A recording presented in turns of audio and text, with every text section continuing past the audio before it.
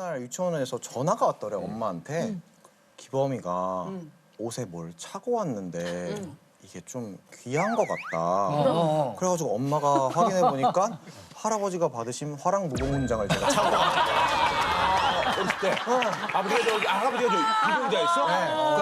그러니까 내가 반짝반짝하고 이게 그렇구나. 오방색이 다 들어있잖아요. 그러니까 이게 커서도 저는 계속 옷을 좋아하게 됐어요. 태민이가 특히 고통스러워한다는 건 뭐예요? 저희 멤버가 태민이 빼곤 다 전역을 했어요. 그렇지. 민호도 이제 갔다 오나? 네, 민호도 해병대 전역을 하고 온유도 왔어? 온유, 키, 민호 순으로 전역을 했어요. 저희가. 온유는 지금 뭐해? 뭐 낚시하고 그런 거. 그 대답이 그렇게 어려웠어? 그 대답이 그렇게 어려웠어? 낚시를 그러면 되지. 활동을 안 하는데 제가 지어낼 수는 아니 없잖아요. 활동하는 게 뭐 죄야? 아니 그냥 돈만 주면 때까지 쉬고 있는 거지 그냥 뭐 따로 그래. 취미생활 하고 있어요라고 얘기하면 돼요. 준비하고 있다 그러면 되는 거지. 준비하고 있고 군대 준비 사부작사부작 하고 있어요. 앨범 같은 거 따고 있고. 태민이가 지금 어떻게 돼요 나이가? 지금 28이요. 그러면 이제 뭐 가야죠. 압력이 좀 오네. 근데 가보니까 저희가 앨범 공백기가 1년 반에서 2년이 있었던 적이 분명히 있거든요. 내가 그때 왜 안 갔다 왔을까 싶더라고요. 후회하는구나. 진즉에 갔다 올 거. 진즉에 갔다 올 거. 그래가지고 태민이한테 계속 빨리 가라고 하는데 그게 본인은 안 들리겠죠? 아마. 근데 태민은 또 이제 그쪽하고 좀 연결이 돼 있잖아요. 그 활동하고. 슈퍼엠. 슈퍼에. 그건 뭐 이렇게 단기로 잠깐씩 하는 거니까. 근데 이제 본인이 모르는 태민만의 어떤 그림이 있을 거야. 그렇죠. 훨씬 심하. 네, 저희도 이제 그 정도 연차는 돼서 그 이상은 안 건드리고 있어요. 네. 본인이 뭐 생각하는 그런 게 있으니까. 무슨 체질이었어요? 군인 체질이라기보다는 전 군대가 제일 쉬웠어요. 하라는 거 잘 하고 맞아. 시키는 하지 대로 말라는 거 하지 말고 전 너무 단순한 거예요. 아. 그 전에는 내가 어떻게 하느냐에 따라서 결과가 너무 바뀌니까 항상 걱정과 고민을 달고 사는 스타일. 그러니까 사람이 이렇게 오프 상태가 없는 거예요. 맞아. 날이 갈수록 점점 더 예민해지고. 비폐해지고. 근데 군대에서는 야 훈련해 뭐 하면 돼요. 사격하면 되고. 아니 그럼 여기 다시 그 연습생으로 돌아가. 무슨 연습 그래. 아니 근데 우리 폴킴 씨의 군대 생활 이야기를 듣고 약간 혀를 찼다고. 볼킴도 군대 갔다 왔죠? 저 갔다 왔습니다. 일찍 갔다 왔구나. 저는 군대가 편한 게 또 그게 계급 사회잖아요. 근데 이 사람이 예를 들어 안영미 씨가 저한테 뭘 시켜요. 그럼 거기에 대해서 개인 생각을 하면 안 된다고요. 어제 했는데 왜 또 하래? 뭐 나이가 이게 올려가 시켜도 뭐 상관없이. 네, 대입이 안 되는 사회란 말이에요. 그렇죠. 근데 꼭 거기다가 이거 어제 했는데요? 하는 사람들이 있어요. 군대에서 그럴 수 네, 있죠. 군대에서. 그랬어? 폴킴이 왜? 내 군대 생활 어떻게 알아? 그렇게 하고 살았대야. 저기 그냥 선임이 시킨 대로 하던 키가 그 군대에서 유일하게 선임한테 반항했던 적이 있었어요?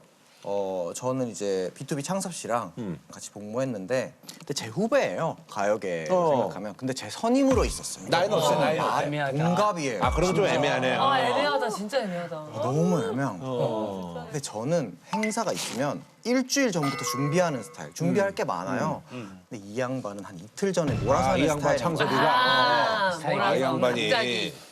근데 제가 이렇게 선임이니까 참고 있다가 맞아, 나중에는 예. 창섭에서 내 성격이 들이받았구나. 안 되겠는 거야. 그 친구 없이 합주까지 다 하고 가사 뽑고 대본 뽑아가지고 내 대본 하나, 창섭 씨 대본 하나 그래가지고 창섭 씨 형광펜까지 다 그어줘가지고 행사복도 제가 다려서 제가 한마디 하려고 그 모든 걸 다 챙겨가지고 생활관으로 들어갔는데 또 꼴배기 싫게 낮잠을 자고 있는 거예요. 창섭이가. 때마침. 창섭이가.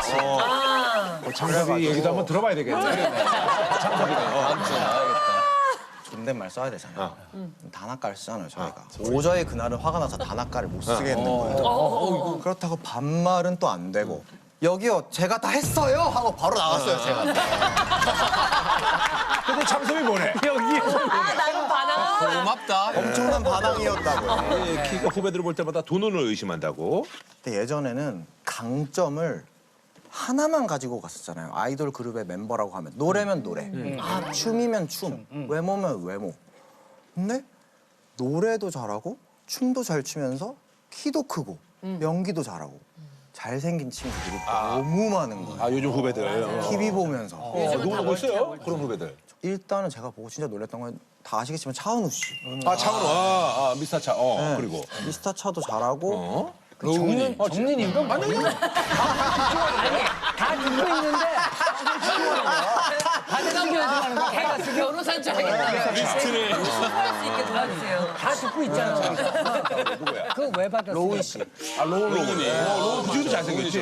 옛날에 근데 저 민호도 그런 평가를 많이 받았어요. 근데 막 그렇게 막 아유 깜짝이야 소름 끼칠 만큼 잘생기지는 않았잖아. 민호도 괜찮아. 옆에 두고 봐봐요. 그거 잘생겼나. 차은우, 로운 오래 이런 봤어, 그래, 친구들. 오래 봤어. 네, 그리고 또 무대에서도 활약하고 연기도 잘하고 막 이러니까 요즘엔 그런 후배들이 엄청 늘어나는 거 보면서 약간 나는 어느 자리에 서야 되나. 위기의식도 좀 네, 느끼고. 위기의식도 좀 그래도 키드 느끼고. 연기도 뭐 그러니까. 많이 나오지. 그런데 그 친구들하고 이렇게 캐스팅이 겹치진 않을 네, 그래.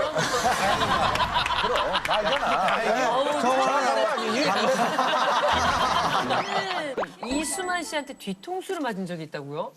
누난 놈의 할 때니까 2008년도였을 거예요. 사실 이게 업계라는 게 그렇잖아요. 진짜 이렇게 뭔가 실력이라던가 막 그런 걸 내세우기보다는 뭔가 마케팅적으로 이 앨범에는 이 친구가 주력을 하고 아마 무슨 얘기인지 알죠. 그냥 있잖아요. 아이돌 뭐 센터 비주얼 뭐 이런 거 아닙니까? 예. 무조건 열심히 하면 하면 될 내가 거다. 주목받을 수 있을 거야라는 마음을 가지고 있었어요. 저희도 1년에 한두 번 이수만 선생님을 뵈니까 오늘 가면 좀 에너지를 얻을 수 있겠다 싶은 마음이었죠. 일렬로 쫙 서가지고 선생님이 이렇게 한 명씩 덕담을 이렇게 해주시는 시간이었어요. 혜민아 너는 춤을 이렇게 동그랗게 춰야 된다. 뭐 이런 식의 조언을 해주세요. 약간 알 수 없는 그런 춤을 동그랗게 뭐 어떤 말이야? 뭐 약간 입체적으로 춰야 되는데 그러고 민호야 너는 그 얼굴 그대로 유지해야 돼. 이게 바뀌면 안 돼. 내 차례가 왔어. 내 차례가 왔는데 너는 이마가 넓으니까 성공하겠지. 이건 무슨 얘기죠? 딱히 뭐 할 말 없을 때. 이거는 정말 예. 우리 숨마다 좋겠다. 야. 이렇게 이런 거. 그걸 좀 이수만 우리 대주주한테 얘기한 적이 나중에 있어요. 얘기했어요. 한 그랬더니. 6년 뒤에 혼자 가가지고 저는 할 말을 계속 생각했을 거 아니에요. 그렇죠, 그렇죠. 근데 선생님 저를 보시더니 키 왔니? 선생님 저 근데요 하자마자 너 있잖아. 너 지금 진짜 잘하고 있어. 나는 너가 컬러풀한 옷 입는 것도 좋고 미술적 감각 있는 것도 좋고 네 아티스틱한 금연을 나는 리스펙한다. 그래가지고 할 말 그냥 다 안 하고 입을 틀어막.